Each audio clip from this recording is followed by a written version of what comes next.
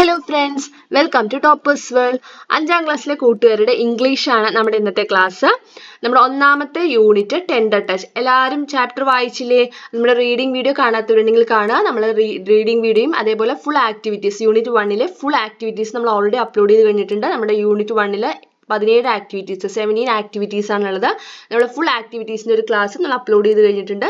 Class കാണാൻ description ബോക്സിൽ link open ചെയ്യുക. ഇന്നത്തെ ക്ലാസ് നമ്മുടെ യൂണിറ്റ് 1 ഒരു പോയവും അതേപോലെ the boy and the bird എന്നുള്ള ഒരു പിക്ചർ സ്റ്റോറിയും ആണ്. ഓക്കെ, നമുക്ക് ഫസ്റ്റ് ക്ലാസ് സ്റ്റാർട്ട് ചെയ്യാം. ദ പോയറ്റിന്റെ പേര് ലെറ്റ്സ് ബി ഫ്രണ്ട്സ് ആണ്.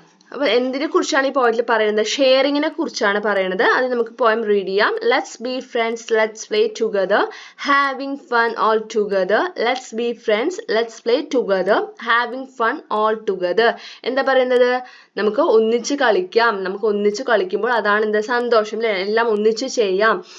Your turn, then my turn, let's share and say thank you. ആദ്യം യുവർ ടേൺ, നിന്റെ ടേൺ വെച്ച അവസരം എന്നാണ് അർത്ഥം. ആദ്യം നീ ചെയ്യൂ, നിന്റെ അവസരം, പിന്നെ എൻ്റെ അവസരം. നമുക്ക് ഷെയർ ചെയ്യാം. നമുക്ക് ഒരാൾ എന്തെങ്കിലും തന്നെ നമ്മൾ എന്താ പറയുക? താങ്ക് യു പറയും, അല്ലേ? ഷെയർ ചെയ്യാം. എന്നിട്ട് നമുക്ക് കിട്ടുമ്പോൾ നമ്മൾ എന്ത് പറയണം? താങ്ക് യു പറയണം. Your turn, then my turn, sharing is caring, that's what we do. Sharing ആണ് കെയറിങ്, അതാണ് നമ്മൾ ചെയ്യേണ്ടത്, അതാണ് നമ്മൾ ചെയ്യുന്നത് എന്നാണ് ഇവിടെ പറയുന്നത്. ഇത് ചെറിയൊരു നമ്മൾ ഷെയറിങ്ങിനെ കുറിച്ചിട്ട് പറയുന്ന ഒരു ചെറിയൊരു പോയമാണ്. ഇവിടെ എന്താ ചോദിക്കുന്നത്? What are the games you play with your friends? നിങ്ങൾ നിങ്ങളുടെ ഫ്രണ്ട്സുമായിട്ട് എന്തൊക്കെ ഗെയിമുകൾ കളിക്കുന്നതാണ് ചോദിക്കുന്നത്. അത് നിങ്ങളുടെ ഫ്രണ്ട്സായിട്ട് എന്തൊക്കെ കളിക്കും? ആ ഗെയിംസ് ആണ് ഇവിടെ എഴുതേണ്ടത്. നമ്മൾ എഴുതിയിരിക്കുന്നത് ഹൈഡ് ആൻഡ് സീക്ക്, ഒളിച്ചുകളി, പൊത്തിക്കളിയൊക്കെ ഇല്ലേ, അതാണ് ഹൈഡ് ആൻഡ് സീക്ക്. പിന്നെ chess, football, cricket, snake and ladder, പാമ്പും കോണി. അപ്പൊ നമുക്ക് നമ്മുടെ ഫ്രണ്ട്സുമായി കളിക്കുന്ന കളികളാണ് ഇവിടെ ചോദിക്കുന്നത്. ഓക്കെ, അടുത്തത് നമ്മുടെ റീഡ് ആൻഡ് റീജോയ്സിൽ ഒരു പിക്ചർ സ്റ്റോറിയാണ് തന്നിരിക്കുന്നത്, അല്ലേ? എന്താ പിക്ചർ സ്റ്റോറിന്റെ പേര്? The boy and the bird. The boy and the bird. അപ്പൊ നോക്കൂ, ആദ്യത്തെ എന്താണ്? എന്താ ഈ കുട്ടിയുടെയാണ് കഥ. ഇതാണ് ആ boy. This is Ringu. All his friends have gone home from school. He is waiting for his father. അപ്പൊ സ്കൂളൊക്കെ വിട്ടിട്ട് എല്ലാ കുട്ടികളും എല്ലാ ഫ്രണ്ട്സും ഈ കുട്ടിയുടെ പേര് റിങ്കു എന്നാണ്. അപ്പൊ അവന്റെ ഫ്രണ്ട്സ് എല്ലാവരും വീട്ടിലേക്ക് പോയി സ്കൂൾ വിട്ടിട്ട്. റിങ്കു ആരെ വെയിറ്റ് ചെയ്തിട്ട്, ആരെ കാത്തിരിക്കുകയാണ്? അവന്റെ അച്ഛനെ കാത്തിരിക്കുകയാണ്. Kiyo, kiyo. Ringu heard a sound. It was the cry of a little bird. It came from a pile of dry leaves. അപ്പോഴാണ് അവൻ എന്ത് ശബ്ദം കേട്ടത്? Heard a sound എന്ന് വെച്ചാൽ കേട്ടു. എന്ത് സൗണ്ട് കേട്ട? കിയോ കിയോ എന്ന് പറഞ്ഞ ശബ്ദമായിരുന്നു. അത് ഒരു ചെറിയൊരു ലിറ്റിൽ ബേർഡ്, ഒരു കുഞ്ഞി പക്ഷിയുടെ, ഒരു കുഞ്ഞി കിളിയുടെ ശബ്ദമായിരുന്നു, കരച്ചിലായിരുന്നു. അത് എവിടെ നിന്നായിരുന്നു? ആ കിളിക്കുട്ടി കിടക്കുന്നുണ്ടായിരുന്നു എവിടെയായിരുന്നു?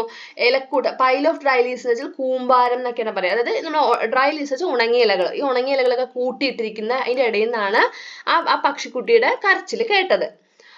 Ringu sat on his knees. He groped through the leaves.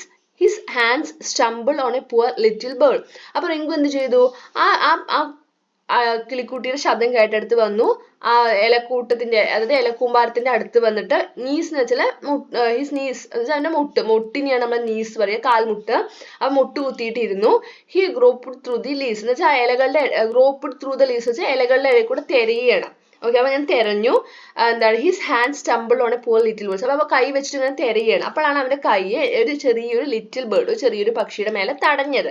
Okay, stumble എന്ന് വെച്ചാൽ തടയുക, ഇടറുക, അതാണ് അതിന്റെ അർത്ഥം. അപ്പൊ തടഞ്ഞു. അപ്പോഴാണ് എന്ത് ശബ്ദം കേട്ടത്? മ്യാവ് മ്യാവ്. Ringu felt the presence of a cat. Will it catch the chick? He worried. He threw a stone at the cat. അപ്പോഴാണ് അവൻ എന്തിന്റെ ശബ്ദം കേട്ടത്? ഒരു പൂച്ചയുടെ ശബ്ദം കേട്ടത്, അല്ലെ? പൂച്ചയുടെ ശബ്ദം അവന്, പൂച്ചയുടെ പ്രസൻസ് അവന് മനസ്സിലായത്, ഒരു പൂച്ചയുണ്ട് അതിന്റെ ശബ്ദം കേട്ടപ്പോ. അപ്പൊ അതെങ്ങാനും ഈ കുട്ടിയെ, ഈ പക്ഷിക്കുട്ടിയെ, ഈ ചിക്കിനെ പിടിക്കുകയോ എന്ന് അവൻ ടെൻഷനായി, അവന് വെറീഡായി. അപ്പൊ അവൻ എന്ത് ചെയ്തു? ഒരു കല്ലെടുത്തിട്ട് ആ ശബ്ദം കേട്ടിടത്തേക്ക് എറിയാണ് ചെയ്തത്. He threw a stone at the cat. Ringu gently picked the baby bird. Where is its nest? Where is the mother bird? He listened carefully. Finally, he located the tree. അപ്പൊ റിങ്കു എന്ത് ചെയ്യണം? പതുക്കെ, വളരെ പതുക്കെ, ഒരു ചെറിയൊരു ബേബി ബേർഡ് ആണ്, ഒരു കുഞ്ഞി കിളിയാണ്. അപ്പൊ പതുക്കെ അവൻ എന്ത് ചെയ്തു? അതിനെ കയ്യിലെടുത്തു. എന്നിട്ട് അവൻ ആലോചിക്കണം, ഇതിന്റെ നെസ്റ്റ്, കൂടെ എവിടെയാണ്? മദർ ബേർഡ് എവിടെയാണ്? അപ്പൊ അവൻ എന്ത് ചെയ്തു? പതുക്കെ ലിസൺ ചെയ്യാൻ തുടങ്ങി, വളരെ ശ്രദ്ധിച്ചിട്ട് അതിന്റെ മദർ ബേർഡിന്റെ ശബ്ദം കേൾക്കുന്നുണ്ടോ എന്ന് നോക്കാൻ വേണ്ടി അവൻ എന്ത് ചെയ്യാൻ തുടങ്ങി? ശ്രദ്ധിക്കാൻ തുടങ്ങി, ചുറ്റും ശ്രദ്ധിക്കാൻ തുടങ്ങി, കെയർഫുള്ളി ലിസൺ ചെയ്യാൻ തുടങ്ങി. അവൻ എന്ത് മനസ്സിലായി? ഒരു മരത്തിന്റെ മേലെ നിന്നാണ്, ആ മരത്തിന്റെ മേലെയാണ് ഹി ലൊക്കേറ്റഡ് ദ ട്രീ, അതായത് മദർ ബേർഡ് അവിടെ ഉണ്ടെന്ന് അവന് മനസ്സിലായി, ഒരു മരത്തിന്റെ മേലെ. Rinku put the bird in his pocket. അവൻ എങ്ങനെയായിരിക്കും മനസ്സിലായിട്ടുണ്ടാവുക? ശബ്ദം കേട്ടിട്ട് അല്ലേ? കാരണം അവൻ ലിസൺ ചെയ്യാൻ തുടങ്ങി, ലിസൺ ചെയ്തപ്പോൾ ആ മദർ ബേർഡിന്റെ ശബ്ദം കേട്ടിട്ടുണ്ടാവും. Rinku put the bird in his pocket. He climbed on to the top of the tree. He felt the branches and leaves with his hands to find the nest. At last he found the nest. അങ്ങനെ റിങ്കു എന്ത് ചെയ്തു? അപ്പോൾ മരത്തിന്റെ മേലേക്ക് കയറണം. അപ്പൊ ആ baby ബേർഡിനെ എന്ത് ചെയ്തു? ആ കുഞ്ഞിക്കിളിയെ അവൻ പതുക്കെ പോക്കറ്റിൽ വെച്ചു. എന്നിട്ട് മരത്തിൽ കയറാൻ തുടങ്ങി. He climbed on to the top of the tree. ട്രീയുടെ മേലേക്ക് കയറാൻ തുടങ്ങി. He felt the branches and leaves with his hands to find the nest. അപ്പൊ അവൻ എന്ത് ചെയ്യുന്നത്? മേലേക്ക് കയറുകയാണ് അല്ലെ? ബ്രാഞ്ചസും ലീവ് എല്ലാം കൈകൾ വെച്ച് ഇങ്ങനെ മേലേക്ക് കണ്ടതുപോലെ കയറി. അങ്ങനെ അവസരം നെസ്റ്റ് കണ്ടുപിടിച്ചു. നെസ്റ്റ് എന്ന് വെച്ചാൽ കിളിക്കൂട്.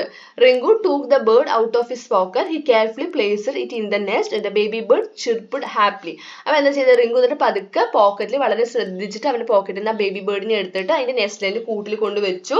Carefully placed it in the nest. The baby bird chirped happily. അപ്പോൾ ബേബി ബേർഡ് എന്ത് ചെയ്യുന്നത്? വളരെ സന്തോഷത്തോടു കൂടെ ചിലക്കുക എന്നാണ് ചിർപ്പിന്റെ മീനിങ്. ആ സൗണ്ട് ഉണ്ടാക്കി. The mother bird looked at the boy thankfully, but he couldn't see the bird. He was blind. അപ്പോൾ മദർ ബേർഡ് വളരെ നന്ദിപൂർവ്വം അവനെ നോക്കുകയാണ്, അതിന്റെ ബേബി ബേർഡിനെ തിരിച്ചു കിട്ടിയതിന്.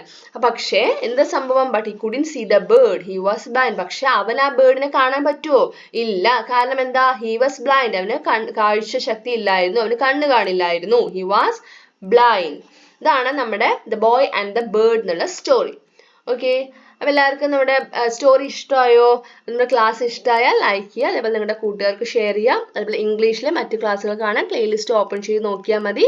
നമ്മുടെ ചാനൽ ആദ്യമായി കാണുന്ന കൂട്ടുകാരാണെങ്കിൽ സബ്സ്ക്രൈബ് ചെയ്യുക. താങ്ക്